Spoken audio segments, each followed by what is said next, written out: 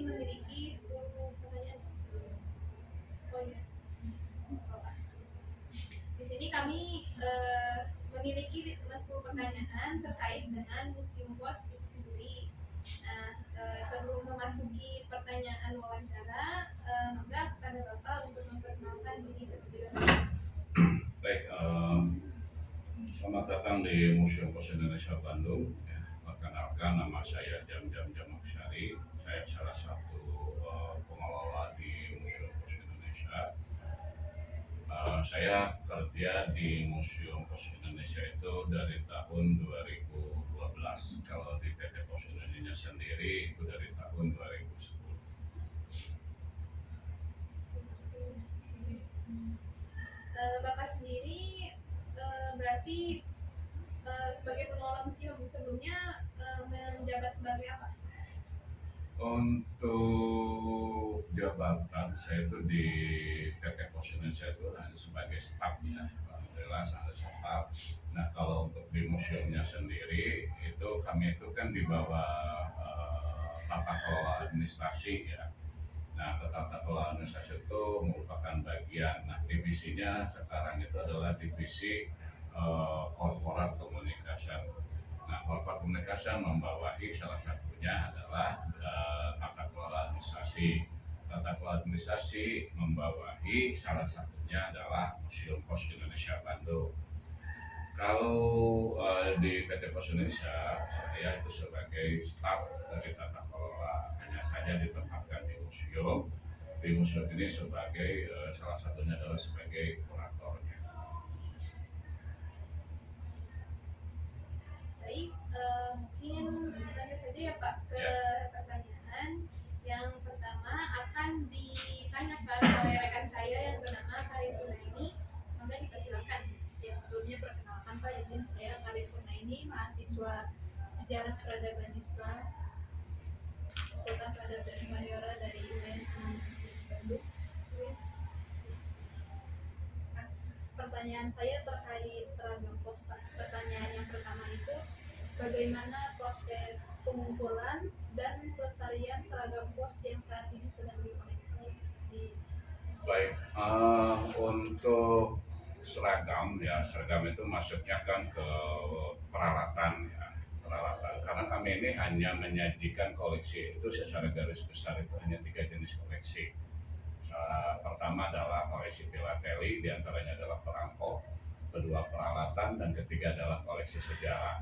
Nah, terkait yang ditanyakan tadi oleh Adi barusan, itu untuk pengumpulan atau pencarian seragam pos. Yang saya ketahui selama ini informasi dari para senior saya, itu kemungkinan besar adalah dari beberapa karyawan. Ya. Jadi yang saya tahu koleksi yang disajikan untuk seragam itu adalah koleksi asli. Artinya memang pernah dipergunakan oleh salah satu karyawan PT Pos, ya, PT Pos. Nah, yang ada di kami ini adalah kardus seragam yang pernah dipergunakan pada masa PTT, ya, Pos Telegraf dan Telepon, kemudian pada masa Belanda itu ya, kemudian pada masa Jepang, kemudian pada masa setelah kemerdekaan dan sampai tahun 2023 ya 2024 sebelum menggunakan pakaian seragam yang berwarna biru dengan logo Pos IND ya, yang warna abu di sana itu terakhir. Nah, untuk yang saya sendiri alami, saya mendapatkan hibah dari salah satu pejabat. Nah, saat itu beliau sebagai Vice Presiden Umum, ya, Vice Presiden Umum tahun 2015 kurang lebih ya, 2015 itu beliau menghibahkan ke museum yang warna oranye. Nah, sedangkan yang warna abu itu kami pengadaan langsung ya, pembelian untuk melengkapi baju seragam yang ada disajikan di museum kami. Itu untuk proses pengadaannya. ada baju seragam. Ya. Ya baik, ke pertanyaan kedua Pak izin. Dari seragam-seragam yang dikoleksi dari museum ini, pesan apa yang ingin disampaikan kepada pengunjung dari Ya, pesan yang ingin disampaikan adalah diantaranya bahwa baju-baju yang disajikan itu memberikan informasi kepada pengunjung. Ya. Pengunjung itu kan bisa dari pihak internal sendiri ya, atau eksternal. Yang namanya juga museum gitu ya, museum kami ini kan terbuka untuk umum juga. Ini adalah memberikan informasi bahwa Pos Indonesia sudah menggunakan pakaian seragam tersebut dari masa zaman kolonial Belanda. Nah, kapan sih pastinya? Itu tahun 1800, sekitar 1850-an. Jadi kami sudah menggunakan pakaian-pakaian seragam. Artinya secara kedisiplinan gitu ya, kemudian untuk menarik pelanggan kami pun itu kan di salah satunya dengan adanya pakaian seragam yang dikenakan oleh karyawan tersebut. Mungkin salah satunya itulah pesan yang ingin disampaikan. Baik, mungkin dari saya cukup Pak, dilanjutkan dengan pertanyaan dari rekan saya. Ya, silakan.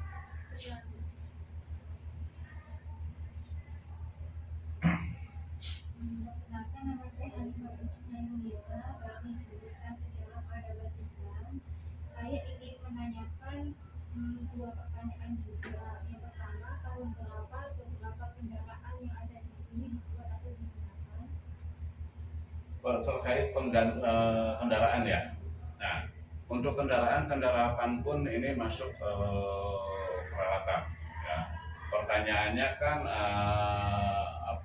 bagaimana kendaraan ini membantu distribusi surat dan paket pada zaman dahulu, seperti itu kan ya.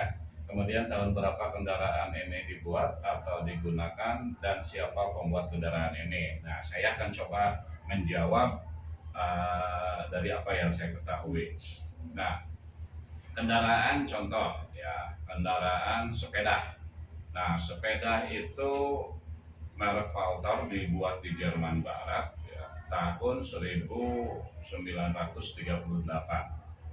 Nah, apakah itu generasi keberapa ya? Nah, Valtor itu karena Valtor itu yang saya baca, yang saya ketahui di bawah tahun 1930 sudah membuat atau memproduksi sepeda tersebut. Nah, selain dipergunakan oleh karyawan, ya karyawan artinya yang di bagian office ya, itu dipergunakan juga oleh pengantar.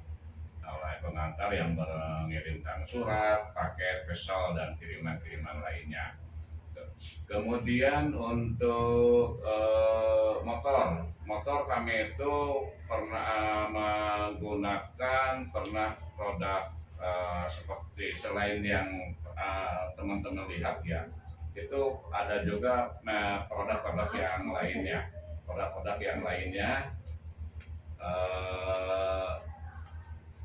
artinya sama juga ya, seperti Yamaha, Honda gitu ya, Suzuki ya. Mungkin kalau Yamaha saya kurang tahu apakah pernah dipergunakan, cuman yang saya tahu adalah produk Suzuki dan produk Honda ya. Mungkin nanti teman-teman kalau label tidak boleh di ini nanti diedit aja lah ya, diedit aja. Nah, kemudian fungsinya sama untuk mengirimkan surat, paket, kemudian parcel dan kiriman-kiriman lainnya juga ya. Nah, kalau untuk tahun dan siapa pembuatnya itu mungkin disesuaikan dengan tahun waktu dipergunakan, tapi kemungkinan juga sebelum sebelum dipergunakan oleh kami, motor atau kendaraan tersebut sudah diproduksi ya, ya. Kalau Suzuki berarti kan Suzuki yang mengeluarkannya ya, tinggal nanti yang A100 itu dibuat tahun berapa gitu. Kemudian kendaraan roda 4 pun kami pernah menggunakan ya, itu tahun 1900-an. Yang pertama kali adalah di daerah Sumatera ya, daerah Sumatera. Sama juga dipergunakannya untuk pengiriman surat, paket ya, kemudian jasa keuangan seperti wesel dan kiriman-kiriman lainnya, atau juga untuk pelayanan PKK dan PKD ya. PKK itu pos keliling kota, kalau PKD pos keliling desa. Jadi tergantung kendaraan tersebut difungsikan pada saat itu. Kemudian ada juga kami pun ada mini bukan mini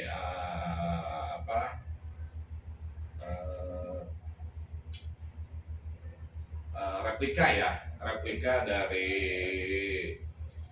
mobil kan ada. Kemudian sebetulnya PT Pos Indonesia pun dalam melayani pelanggannya pernah menggunakan kapal laut ya. Sebetulnya kapal laut itu dari zaman dahulu ya, di zaman kerajaan, karena perposan secara sederhana itu sudah ada pada masa kerajaan ya di bumi Nusantara. Nah, kemudian untuk pesawat terbang itu kalau untuk di dalam negeri itu sudah ada tahun 1921 ya. Itu pengirimannya menggunakan pesawat amfibi dari Tanjung Priok ke Cirebon atau ke Semarang kalau nggak salah. Sedangkan dari luar negeri itu tahun 1924 mulainya ya, dari Belanda ke Batavia atau ke Jakarta. Itu untuk kendaraan ya, udah cukup ya.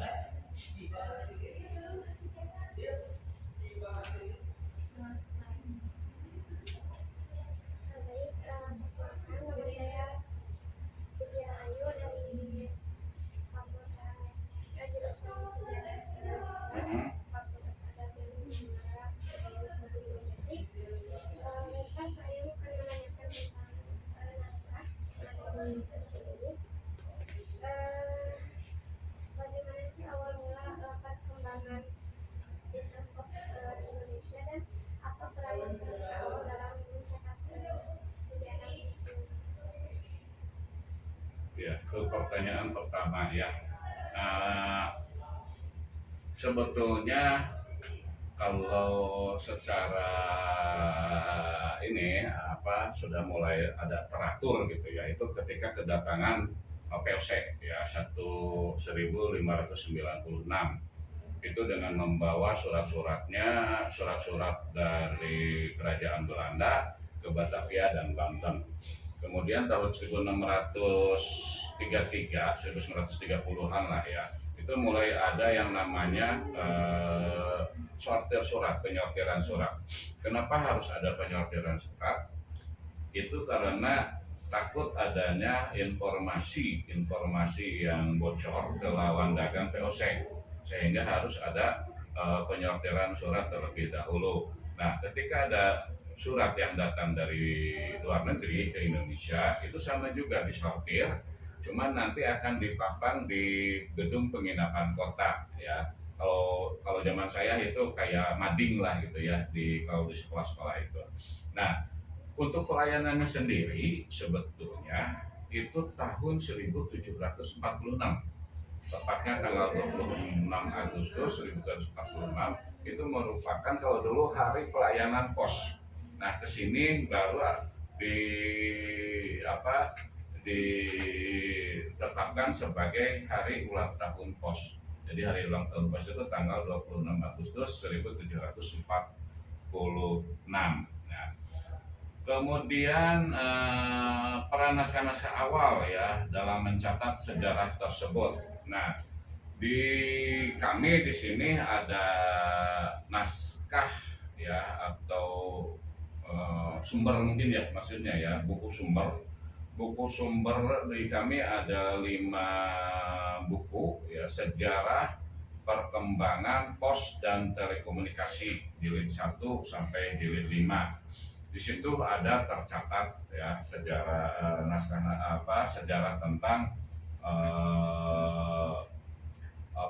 pos ya, sejarah perkembangan pos berarti ya, sejarah perkembangan pos. Nah, kemudian kalau boleh saya ini ya sejarah singkatnya akan saya sampaikan.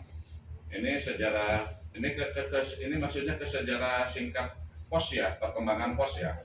Nah, sejarah perkembangan pos itu diawali dengan berdirinya kantor pos pertama ya. Kantor pos pertama yang tadi saya sampaikan tanggal 26 Agustus 1746 oleh G.W. Baron van Imhoff ya, G.W. Baron van Imhoff. Kemudian 1906 itu ada yang namanya Post Telegraph and Telephone Din ya, PTT Din 1906. Nah, sebelum 1906 disebutnya apa? Hanya pos aja yang saya baca, pos gitu ya. Nah, apakah sudah ada PTT? Sudah ya, sudah ada PTT, cuman lebih ininya tahun 1906. Kemudian ada perubahan tanggal 27 September 1945 ya. Setelah Indonesia merdeka itu ada yang namanya PTT ya, Pos Telegraf dan Telepon. Kalau tadi kan PTT Din, setelah kemerdekaan hanya PTT aja, Pos Telegraf dan Telepon. Selanjutnya 1961. Nah, di sini ada perubahan dari PTT menjadi PN Pos dan Telekomunikasi ya, atau PN Postel. Nah, kemudian masih di tahun 1965 ini PN Pos dan Telekomunikasi dibagi 2 bagian ya. Pertama PN Pos dan Giro berdasarkan peraturan pemerintah nomor 29 tahun 1965. Kemudian PN Telekomunikasi ya, berdasarkan peraturan pemerintah nomor 30 masih tahun 1965. Selanjutnya perubahan selanjutnya 1978 berdasarkan peraturan pemerintah nomor 9 tahun 1978, status PN Pos dan Giro berubah menjadi Perum Pos dan Giro, dari PN menjadi Perum ya. Nah, kemudian tahun 1995 tepatnya tanggal 20 Juni ya, 20 Juni dari Perum Pos dan Giro menjadi PT Pos Indonesia Persero. Itu untuk sejarah singkatnya ya, sejarah singkatnya. Cukup? Ya, pertanyaan selanjutnya. Oke, selanjutnya pertanyaan akan ditanyakan oleh saya sendiri, yakni nama saya Citra Dewi Pak dari Jurusan Sejarah Peradaban Islam. Langsung saja ke pertanyaan yang pertama, yakni apakah dari pihak museum atau dari pihak POS memiliki rencana untuk memperluas wilayah museum? Karena yang saya lihat di sini Museum Pos ini tidak sebesar biologi atau Gunung Sate. Baik. Untuk ke depan memang rencananya akan ada ya, perluasan ya. Tapi kepastiannya kami belum tahu ya, karena mungkin akan ada terkadang suka ada perubahan ya rencana gitu. Insya Allah ke depan mau ada perubahan ya, dari mulai tata pamer, kemudian perluasan ruangan penyajian koleksi, juga sarana dan prasarana. Baik, ke pertanyaan kedua, apakah dari museum sendiri itu punya kendala atau tantangan yang dihadapi dalam mengelola museum? Dalam mengelola museum ya, kalau kita berbicara tentang museum itu memiliki beberapa tenaga ahli ya, tenaga ahli seperti kurator, edukator, kemudian konservator, register, penata pamer, humas ya, humas dan penata dan tata usaha. Nah, sebetulnya beberapa tenaga ahli yang tadi saya sebutkan di kami sudah ada ya, dan beberapa sudah mengikuti sertifikasi seperti edukator, kemudian penata pamer, humas ya, pemandu museum, itu kami sudah mengikutinya. Hanya saja sekarang itu masih dirangkap. Contoh, saya sebagai kurator dan edukator merangkap juga sebagai humas ya, dan konservator. Ada teman saya namanya Bu Erlin ya, Erlin Asari, dia sebagai edukator, sebagai penata pamer, sebagai konservator juga ya. Jadi kami masih istilahnya pengelolaannya masih sistem rangkap-rangkap lah gitu, rangkap-rangkap gitu. Mungkin itu hanya kendalanya aja lah di bagian SDM-nya ya, di bagian SDM-nya untuk pengelolaannya, dan harusnya kan minimal museum itu punya 6 tenaga ahli ya, yang tadi saya sebutkan. Nah, kalau untuk tata usaha kami masih satu bagian atau masih menyatu dengan di bagian lain di bawah korporat komunikasi. Ada penata usahanya. Jadi memang kendalanya ini di kurangnya SDM ya Pak? Ya, SDM.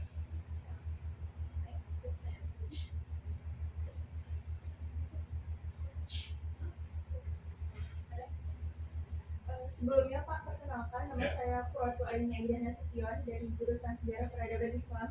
Yang pertama yang mau saya tanyakan adalah di Indonesia sendiri, di mana lokasi pembuatan perangko dan bagaimana proses produksi perangko tersebut? Dulu perangko itu pernah dibuat di Wina ya, di luar negeri untuk yang pertama kali ini. Kemudian tentu ada proses desainnya ya, proses desainnya. Nah, kalau untuk sekarang itu Peruri yang saya tahu ya. Jadi perangko itu hampir sama dengan uang karena menggunakan kertas yang hampir sama lah, kemungkinan sama ya, kemungkinan sama.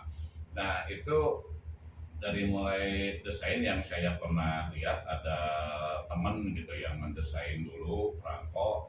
Kan kita kalau satu tahun itu tidak lebih kurang dari 10 atau 15 kali terbitan. Nah, ketika akan menerbitkan, dari pihak pos itu yang saya tahu itu mengajukan dulu kepada kementerian ya, kementerian mana yang disetujui baru nanti akan diterbitkan untuk perangko tersebut. Nah, kemudian tentu ya untuk kualitasnya, keamanan kertasnya ya, dan keasliannya, itu untuk tujuannya. Kemudian pertanyaan yang lain? Yang kedua itu Pak, saya kan tadi baru melihat ada perangko flora, fauna, wanita, presiden dan wakil presiden. Sedangkan sejauh yang saya tahu tuh bahwa perangko itu cuma sekedar sebagai alat pengukur harga suatu barang gitu. Jadi apa aja sih Pak faktor utama yang membedakan jenis perangko seperti tema, nilai sejarah atau sebagainya? Oke.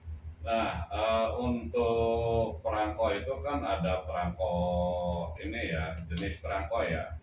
Jenis perangko itu ada flora dan fauna tadi ya. Ada perangko kemenang jenisnya sendiri, itu ada perangko definitif dan ada perangko non definitif ya.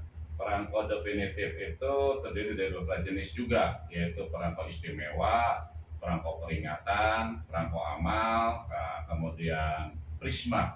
Nah, saya yakin baru dengar juga ya prisma. Prisma itu adalah perangko identitas milik Anda. Jadi kalau zaman dahulu nih, kalau saya sampaikan lagi sejarah perangko, dulu itu kan perangko itu bergambarkan kepala, bergambarkan wajah ratu, ya raja, kepala negara. Nah, tahun 2000 Indonesia itu sudah menggunakan perangko prisma. perangko identitas milik Anda itu tadi. Nah, jadi teman-teman nih mahasiswi ini bisa membuat perangko Prisma ya dengan foto-foto adik-adik sendiri. Nah, apakah bisa dipergunakan? Bisa ya untuk berkirim surat. Kemudian fungsinya ya, perangko itu fungsinya bukti pembayaran biaya pengiriman surat ya, atau media edukasi masyarakat, atau alat penyebar luasan informasi publik dan benda filateli gitu. Nah, kemudian tadi kan ada perangko istimewa atau perangko peringatan ya, contohnya untuk memperingati apa itu sekian tahun kemerdekaan Republik Indonesia gitu ya. Kemudian untuk memperingati sekian tahunnya UIN Sunan Gunung Jati. Nah, karena kami juga ada 50 tahun UI, sekian tahun Unpad, sekian tahun ITS ya. Nah, kalau perangko amal itu biasanya suka dicetak tindih ya, ada nominalnya plus harganya sekian. Contohnya perangko flora dan fauna ya, flora dan fauna harganya 1.000 rupiah plus 150. Yang 1.000 rupiahnya nanti masuk ke PT Pos, yang 150 nya itu nanti untuk disumbangkan atau didonasikan.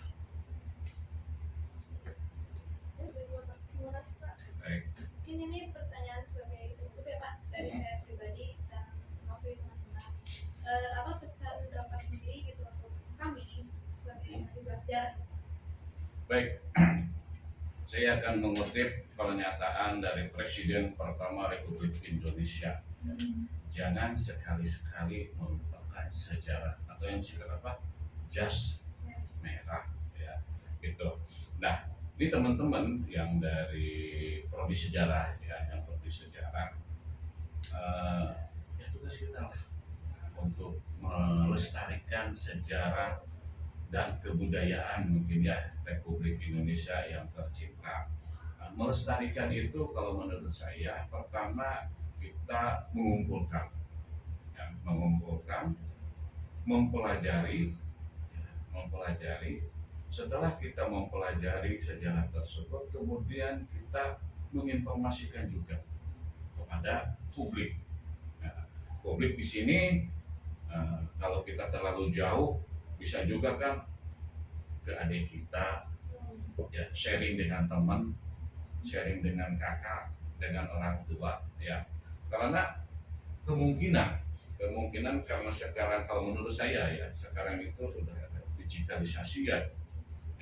Kadang-kadang informasi yang kita terima itu belum tentu semuanya benar, ya kan? Nah, untuk membuktikan bahwa informasi itu memang layak, memang benar, setidaknya kita harus sering diskusi, ya, mendapatkan informasi juga dari tempat yang lain, dari orang lain, gitu kan?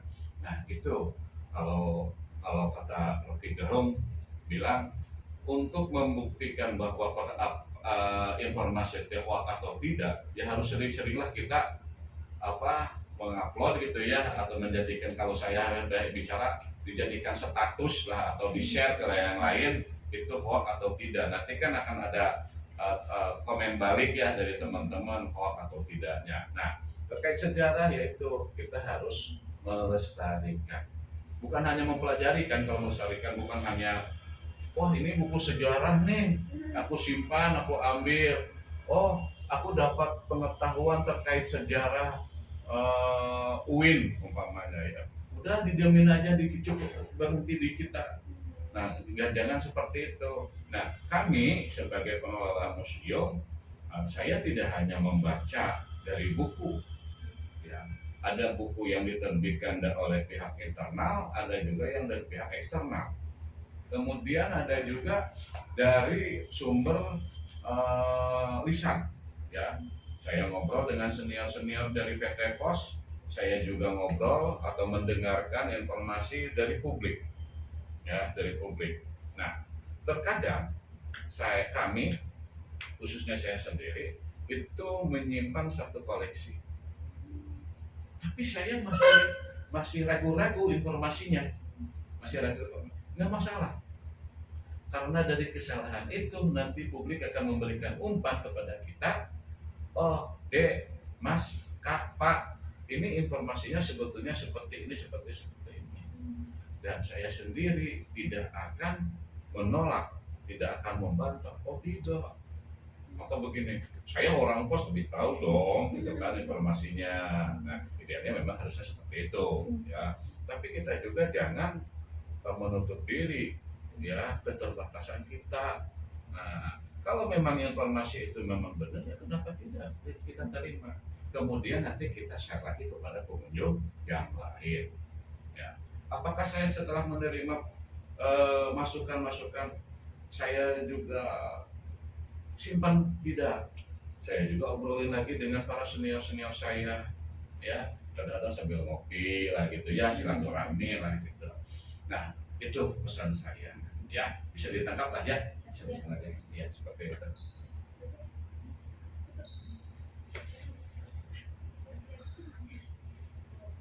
Baik Bapak, mungkin sekian pertanyaan dari kami. Sebelumnya mohon maaf diminta waktunya. Terima kasih banyak. Insya Allah dari ilmu yang bermanfaat juga untuk kami. Ya. Sekian mungkin dari kami Pak. Terima kasih sekali lagi. Wassalamualaikum warahmatullahi wabarakatuh. Waalaikumsalam warahmatullahi wabarakatuh. Bapak, kalau saya boleh nanya satu lagi Pak. Ini tadi saya lihat ada album Prangko, tapi aksaranya itu aksara Cina gitu. Apa Ya. aksara lain itu kenapa pakai bahasa Cina? Baik, nah tadi saya juga lupa ya, untuk pengadaan koleksi itu pertama pembelian, kedua hibah, peminjaman, atau pertukaran. Ya. Nah, itu yang tadi ada tanyakan, itu adalah hibah dari Cina. Nah, selain perangko, ya, makanya pakai bahasa Cina, ya. Selain album perangko dari Cina, ada juga perangko dari Malaysia, ya, ada artis Malaysia, ya. Kemudian untuk peralatan ada juga kita menerima hibah bisurat yang pakai bahasa Jepang, ya, di baris peralatan. Itu tahun 2010 yang kami dapatkan kalau untuk bisurat. Terima kasih Pak. Ya, sama-sama. Ikut foto bareng.